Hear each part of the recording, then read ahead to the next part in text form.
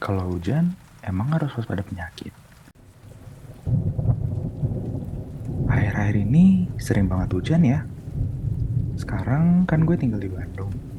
Dan akhir-akhir ini, setiap hari selalu aja hujan. Pagi sampai siang, biasanya masih cerah dan panas.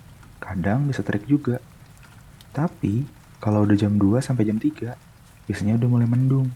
Dan sekitar jam setengah 4, biasanya udah mulai hujan sampai malam.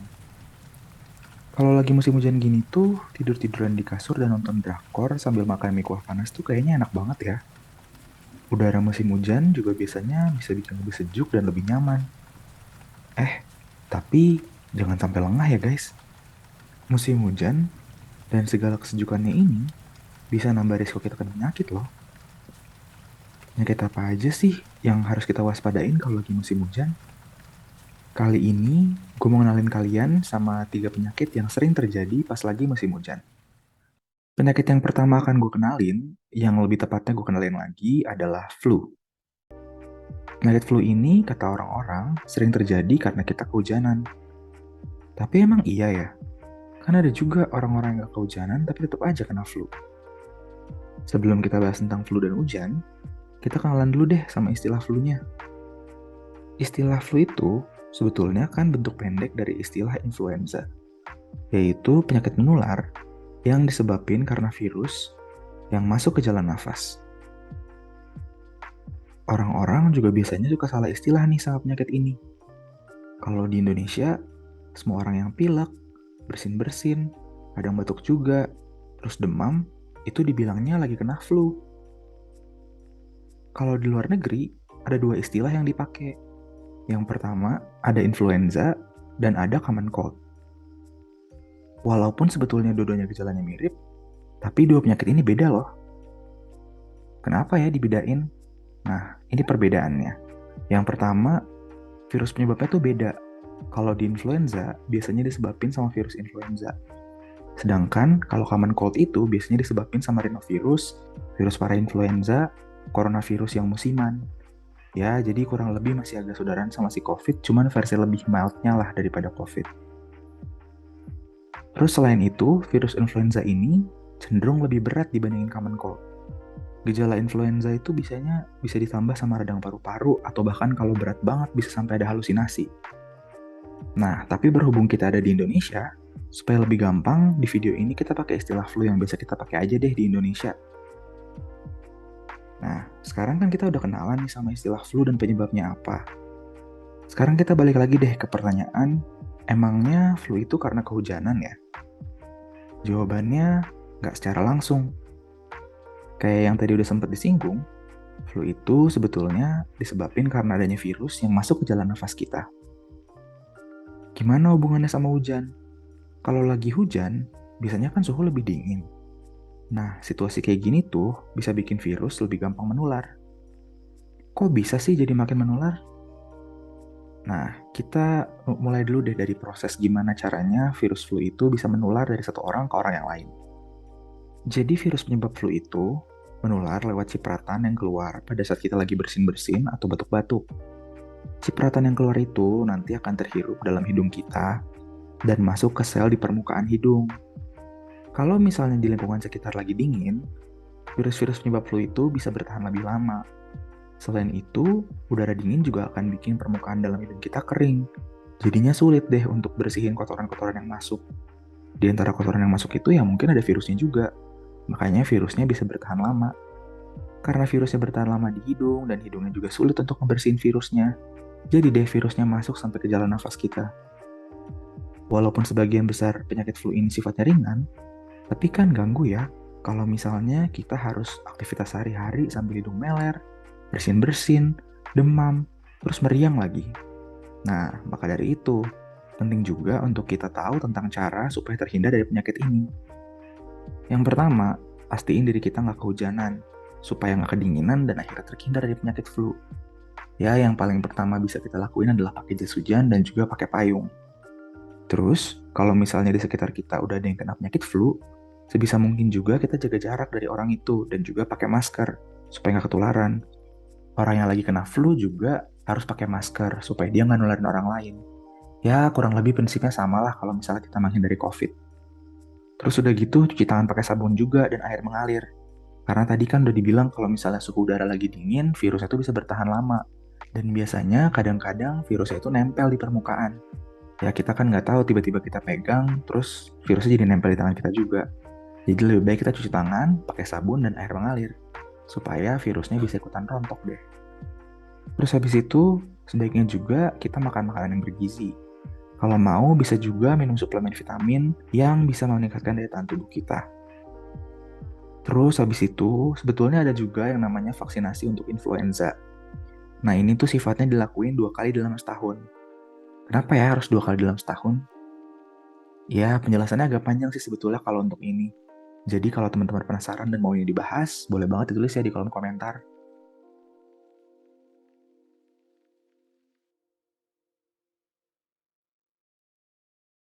Nah, selain flu, kita juga ada penyakit lain yang penting untuk diperhatiin kalau misalnya lagi musim hujan. Sebetulnya bukan hujannya sih, tapi lebih ke arah dampak dari hujan, yaitu banjir. Kalau di Indonesia, tempat yang paling sering banjir itu di Jakarta. Saking ramenya sering banjir di Jakarta, di website Kompas tuh sampai ada hashtag sendiri untuk banjir dan Jakarta. Tapi akhir-akhir ini sih banjirnya bukan cuma di Jakarta aja ya, ada juga di tempat-tempat lain. Jadi informasi ini bukan cuma berguna buat warga Jakarta aja, tapi buat warga seluruh Indonesia deh. Oke, kembali lagi ke penyakit yang berkaitan sama hujan dan banjir.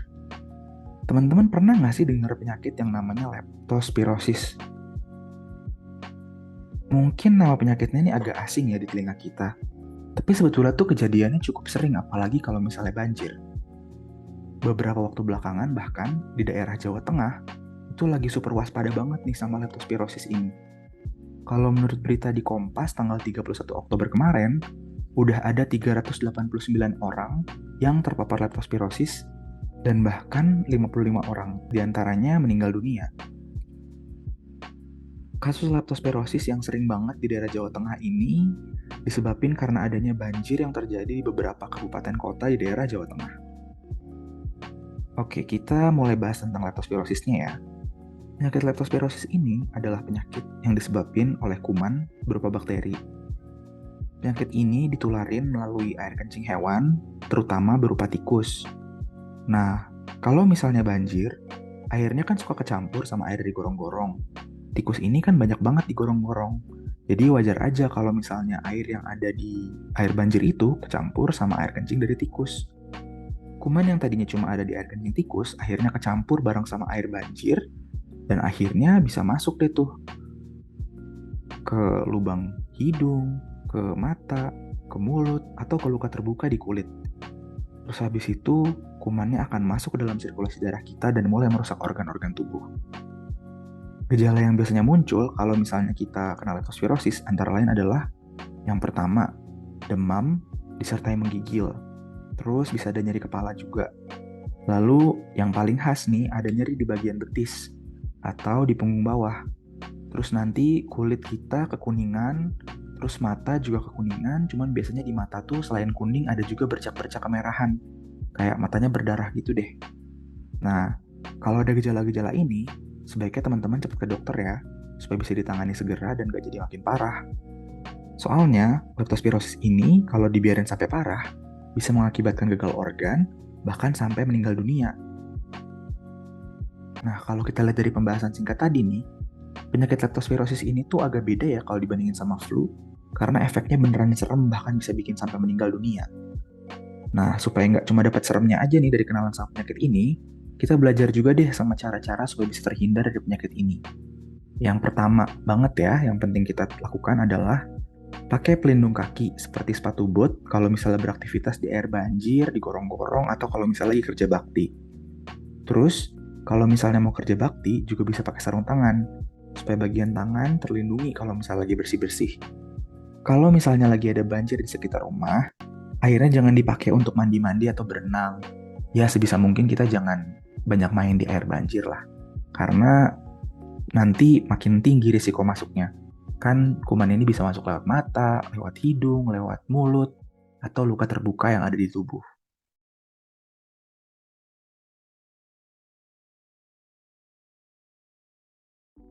Selain bikin banjir, sering hujan juga bisa bikin di sekitar kita banyak air yang mengendang, terutama di tempat sampah yang bentuknya wadah. Genangan di air ini biasanya jadi tempat favorit banget nih buat nyamuk beranak pinak. Kayaknya kalau misalnya ngebahas nyamuk-nyamuk gini, kalian udah tahu lah ya, bisa nebak kira-kira arahnya kita mau bahas penyakit apa. Yes, betul. Nyamuk itu adalah hewan yang bisa menyebabkan penyakit demam berdarah. Gue bilang menyebarkan karena emang nyamuk itu bukan penyebab utama dari penyakit demam berdarah. Penyebab utama penyakit ini adalah virus yang disebut sebagai virus dengue. Virus ini akan masuk ke tubuh manusia lewat gigitan nyamuk. Nah, ini dimungkinkan karena virusnya ini tinggal di dalam kelenjar ludahnya nyamuk. Pas nyamuk yang ngegigit, terus dia ngeluarin air liur, nah itu si virusnya juga ikut keluar bareng sama air liurnya. Air liur kalau di dalam nyamuk itu fungsinya untuk membantu supaya dia bisa nyedot darah lebih lancar. Pas virusnya udah masuk ke dalam tubuh manusia, nantinya si virus dengue ini akan bikin respon radang di seluruh tubuh dan akhirnya bikin kita demam tinggi sampai menggigil. Akibatnya akan muncul bercak-bercak kemerahan di tubuh, mimisan, ataupun gusi berdarah. Nah, karena tandanya yang berupa demam sama gejala berdarah-berdarah, inilah makanya penyakit ini disebut sebagai demam berdarah. Sangat kreatif bukan? Nah, kalau demam sama berdarah-berdarah mini ini itu adalah tanda-tanda awal dari penyakitnya. Yang kayak gue udah sempat bilang tadi, virus dengue ini bakal ngerusak dinding pembuluh darah, makanya jadi bocor deh tuh darahnya. Nah, kalau misalnya dibiarin terus-terusan, nanti darah yang bocor itu akan makin banyak keluar, dan akhirnya bisa ngakibatin kesulitan untuk tubuh nganterin zat-zat nutrisi sama oksigen yang penting buat tubuh kita. Nantinya, ini bakal ngerusak banyak banget organ dalam tubuh dan akhirnya bisa mengakibatkan kematian. Nah, supaya semua orang bisa tetap selamat, sekarang gue kasih tahu caranya untuk mencegah penyakit ini. Yang paling gampang biasanya disingkat sebagai 3M. Menguras, menutup, dan mengubur. Nah, ini tuh maksudnya ditujukan untuk wadah-wadah yang biasanya ada di sekitar kita dan ada di luar pas lagi hujan-hujan, supaya dia nggak jadi genangan air. Terus habis itu nanti nyamuk-nyamuknya nggak bisa berkembang biak kan karena nggak ada genangan air untuk tempat dia bertelur. Terus habis itu kita juga bisa pakai berbagai jenis obat nyamuk yang ada di warung. Bisa dari mulai yang semprot, yang dioles, yang dibakar, yang elektrik, yang mana aja boleh. Sesuai nyamannya kalian gimana. Terus kalau misalnya kalian mungkin di keluarganya itu suka metode lain agak lebih tradisional, bisa pakai kelambu. Nah ini mungkin buat anak-anak Gen Z yang nggak tahu apa itu kelambu. Kelambu itu gambarnya kurang lebih kayak yang ada di layar. Yang di bawahnya itu adalah kasur dan di atasnya biasanya dia dipasang semacam kain gitu yang ada jaring-jaringnya.